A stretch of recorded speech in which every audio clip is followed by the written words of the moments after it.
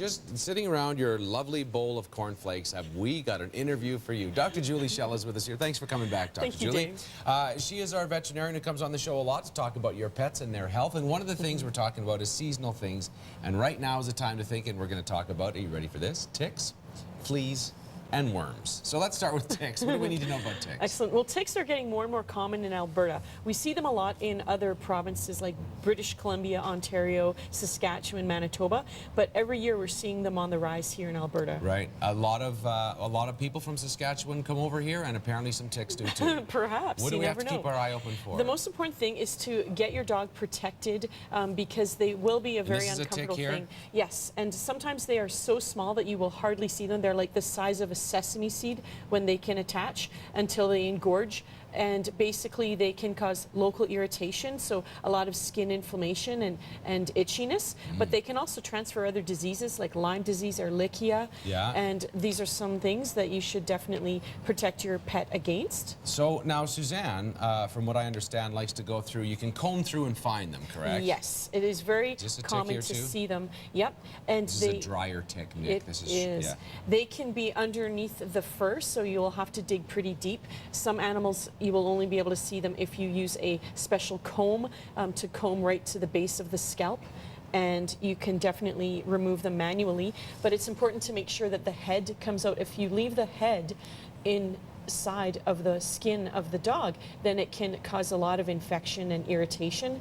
And so the best thing to do is either bring them right to your veterinarian and your veterinarian can do it, or if you're out in the boonies, you can saturate the tick with some rubbing alcohol, let it sit there for about 5 minutes in a pool, and then you can take a pair of tweezers, attach right to the head where the head of the tick is attached into the skin, and directly pull it off. Yes.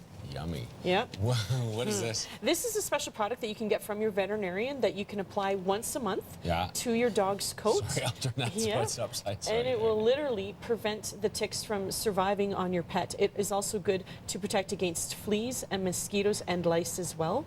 And there's products that are friendly for cats that even if the cat accidentally licks some of it, it won't injure itself. So do cats get ticks? Yes, they do, because they also run around in the long grasses and the ticks can crawl on them quite easily. And so they do appear sometimes in Alberta, not much though, mostly for another provinces. Yes, usually the animals that I see are from BC or Manitoba or Saskatchewan or the States, but we have seen some even in animals that have gone to Fish Creek Park here in the city. Fleas. What about fleas? Fleas are less common than ticks in Alberta. However, they're more common than ticks in some of the other provinces. And those things are very irritating to pets. Some actually can have allergies to the fleas, so it only takes 1 or 2 flea bites to cause a massive systemic reaction in the dog or the cat. Yes. And there are massive foam fleas out there you have to be careful about, That's right. This is an enlarged flea, and basically they have 6 legs rather than a tick which has 8 legs, and they jump, whereas a tick will crawl. So it looks almost like salt and pepper on the skin of the dog or the cat when they have fleas, whereas it's more of a localized, smaller, moving, slower creature if it has a tick. If it's a tick. Yeah. All right, so those 2 things, be careful of, check with your vet, and there are products out there to help. Absolutely. All right, now for the interesting, or the juicy stuff. Tell us about this. This is a model of heartworm disease, and basically those are transferred by mosquitoes. And of course, there's many, many mosquitoes in all of the western provinces, all of the eastern provinces, everywhere in Canada and the States. And some breeds of mosquitoes can transfer this parasite. And all it takes is 1 or 2 bites of a mosquito and some blood transfer, and they will develop growth of these worms. It can become so severe that the animal can definitely show clinical signs, weakness, lethargy. This animal obviously died from such a severe infection because they cannot get enough oxygen in their blood because their lungs and their heart just aren't pumping the blood properly, and they clog up. They get a massive heart attack.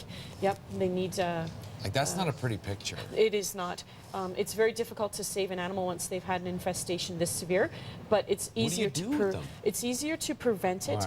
But if they do have it, there are some drugs that will actually break down the adult heartworms, and they will eventually 'em out. die. Yes, that's right, through circulation. Yeah, it's frightening. So prevention, what do I have to do? There is once a month tablets or a little drop that you can put on the pet's skin. Yeah. And I would recommend using it year round because the products are good not only for heartworm, but also for intestinal worms like roundworms and hookworms. So it's good to just go year round, once a month, and you'll get onto the routine. Your dog or cat will be used to it as well. It'll be fine. And it'll be protected. Yes. Well, it's good of you to come by. And of course, if you have any other questions, go and check with your vet. Excellent. Absolutely. Thank Easy you. enough way to do that. Dr. Julie Schell joining us here today.